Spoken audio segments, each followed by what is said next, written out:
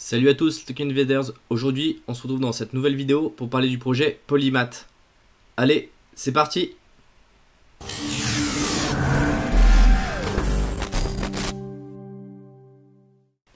Si tu es nouveau sur cette chaîne YouTube, sache qu'on est une chaîne YouTube dédiée à l'investissement dans les crypto-monnaies.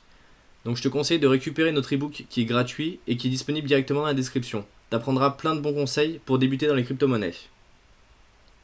Bon alors avant de parler du sujet Polymath, il est nécessaire de rappeler les principes des security tokens.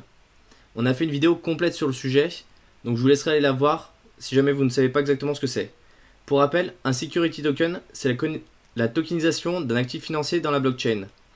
Par exemple, si vous souhaitez vendre 1 mètre carré de votre appartement, vous êtes obligé de le tokeniser. C'est-à-dire que votre appartement va valoir un certain nombre de tokens. Ces tokens sont appelés des security tokens. Alors qu'est-ce qu'ils offrent comme avantage par rapport aux utility tokens comme le RC20?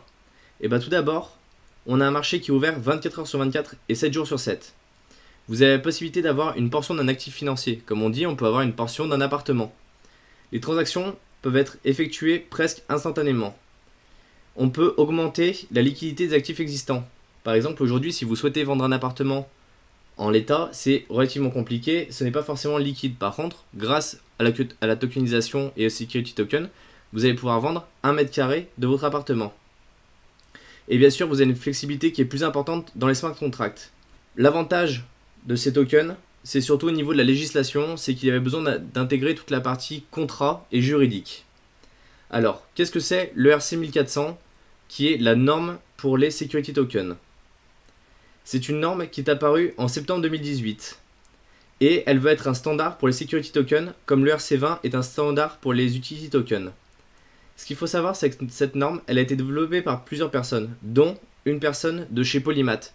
Et c'est pour ça que le projet est aussi intéressant et qu'on va pouvoir vous en parler un peu plus en détail dans la vidéo. Le RC 1400, c'est une extension du standard ERC20. Et l'avantage, c'est qu'il a été développé pour être rétrocompatible, c'est-à-dire que les crypto-monnaies qui sortent n'ont pas besoin d'être sur des nouvelles blockchains d'Ethereum. Elles peuvent vraiment fonctionner sur la blockchain actuelle d'Ethereum et elles n'ont pas une particularité qui les empêcherait de fonctionner avec des anciennes applications. Ce qu'il faut savoir, c'est que quand ils ont sorti la norme ERC20 pour les utility tokens sur Ethereum, ça a vraiment développé, si on regarde un petit peu les cours, ça a vraiment développé les crypto-monnaies. Voilà, là, donc là, on a le cours de l'Ethereum. Et après, on voit que le ERC20 est arrivé, la norme ERC20 est arrivée. Et qu'ensuite, on a eu de nombreux projets qui ont été développés. Et bien l'idée, ici, avec Polymath, ça a été de créer cette norme ERC 1400. Alors, sur l'image, vous voyez ST20, parce qu'effectivement, Polymath a fait le choix de l'appeler ST20 sur la plateforme, mais ST20, c'est vraiment la norme ERC 1400. C'est même eux qui l'ont dit, parce que c'était pas forcément très clair. Vous verrez sur Twitter, il y a un gros message qui dit ERC20 est égal à ST20. ERC 1400, pardon, est égal à ST20. L'idée de ce projet, derrière Polymath, c'est de simplifier le processus juridique de création et de vente de jetons de security token. Alors ce qu'ils font, c'est qu'ils veillent à la conformité en inscrivant en liste blanche les investisseurs à autoriser leurs adresses de portefeuille Ethereum pour être sûr que les personnes qui investissent sont bien des personnes physiques qui ont été vérifiées. Et donc ce n'est pas du détournement d'argent ou du blanchiment d'argent. Ce qu'il faut savoir, c'est que la plateforme Polymath aussi vous permet de créer vos propres security tokens. Donc ici, vous voyez sur le site, vous avez beaucoup d'informations. Donc vraiment, je vous invite à aller voir sur le site, il y a beaucoup de choses sur le projet. Mais ce qui est le plus intéressant, c'est la partie création de security token. Alors, vous allez cliquer dessus. Et ici, on va vous demander plusieurs choses. Si vous souhaitez créer un security token, devenir un fournisseur de services ou investir dans les security tokens.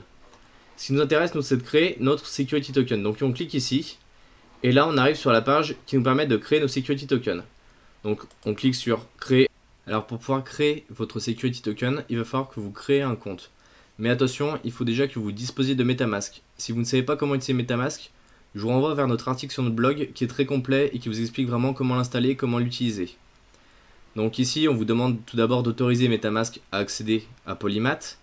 Après, on va demander de créer un compte. Donc, vous rentrez votre nom d'utilisateur, ensuite vous rentrez votre mot de passe et vous cliquez sur Create Account. Donc on vous envoie un mail de confirmation. Donc ici on clique et là on va vous demander de rentrer le code PIN qui vous a été envoyé par mail. Donc on va sur notre boîte mail, on va aller voir ce qu'on a reçu. On rentre le code PIN. Voilà, une fois que votre code PIN est rentré, vous cliquez sur Continue with Symbol Registration. Donc ici, on vous demande en fait le ticker, donc l'anagramme de la crypto-monnaie que vous souhaitez créer. Donc, on va prendre par exemple, nous, Toki, comme Token Invaders. Ici, on vous demande une adresse de réception, l'adresse de votre portefeuille MetaMask. Par défaut, vous voyez bien qu'elle est connectée, vu comme vous êtes connecté avec votre portefeuille MetaMask. Donc là, on fait réserve token symbole. Donc il va falloir payer 250 polis pour pouvoir réserver votre ticker. Si on regarde le cours du poli, actuellement, on est environ 5 $. On est en juillet 2019. Ce qu'il faut savoir, c'est que 250 polis, ça représente environ 12,5 $. Donc on clique sur confirme. Et là, par contre, nous, on n'a pas de poli encore sur notre portefeuille MetaMask, donc on va pas pouvoir continuer. Mais une fois que vous pouvez continuer, une fois que vous avez réservé votre ticker, on va vous proposer plusieurs champs différents.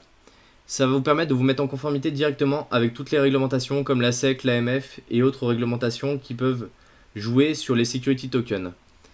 Par défaut, vous allez rentrer vos informations et automatiquement, eux, ils vont s'occuper de faire tous les papiers pour aller valider votre coin auprès des grandes entités juridiques. Vous avez aussi la possibilité de faire ce qu'on appelle une STO. C'est une levée de fonds uniquement sur les security tokens. Cette levée de fonds, elle se fait soit en poly, soit en ether. Elle a une durée limitée et elle est capée en termes de valeur. Donc en fait, cette plateforme-là, ça vous permet de créer des nouveaux coins. Ça vous permet de créer des nouveaux security tokens et de les mettre directement en accord avec les réglementations financières. C'est vraiment une plateforme qui est très intéressante. Le poly, à la base, n'avait pas une grande utilité. Et c'est pour ça qu'aujourd'hui, ils vous font payer 250 polis pour pouvoir réserver votre ticker. On pense qu'ils ont fait une grande avancée en ajoutant une nouvelle norme qui est la norme ERC 1400 pour l'Ethereum. Sans cette norme, on n'aura pas un vrai développement des security tokens. Et comme je vous l'expliquais plus tôt, cette norme a plein d'avantages. Parce que ça va pouvoir de bancariser aussi un certain nombre de personnes et de pouvoir mettre en vente un grand nombre de biens et d'ajouter de la liquidité sur les actifs financiers. J'espère que la présentation de ce projet vous a plu. C'est vraiment un projet que je vous conseille de suivre et d'aller voir parce que ça va vraiment révolutionner le marché. Alors eux, c'est pas la société qui crée un produit qui va être révolutionnaire. Par contre, ils ont mis en place un standard qui va devenir international, qui va devenir une obligation de partout. Au début, la norme ERC20 a été lancée par une petite structure aussi. Et aujourd'hui, on voit que c'est un incontournable. Aujourd'hui, le ERC20, dans toutes les ICO, on est basé quasiment sur le ERC20. C'est une norme basée sur la blockchain Ethereum qui définit un certain standard, qui définit certains critères. Si ça vous intéresse, tout ce qui est normes sur la blockchain Ethereum, dites-le nous en commentaire, on pourra faire une vidéo sur le sujet. Par contre, c'est une vidéo qui risque d'être assez dense, donc il faudra bien s'accrocher. J'espère du coup que la présentation de ce projet vous a plu, j'espère que ça vous a un petit peu plus éclairé sur les security tokens. Si vous voulez connaître vraiment la différence entre les utilities et les security tokens, on a déjà fait une vidéo sur YouTube, donc je vous mettrai le lien pour que vous puissiez aller la voir. Mettez un pouce bleu, ajoutez des commentaires pour nous dire ce que vous en avez pensé, abonnez-vous à notre chaîne YouTube et on se retrouve dans une prochaine vidéo. Salut!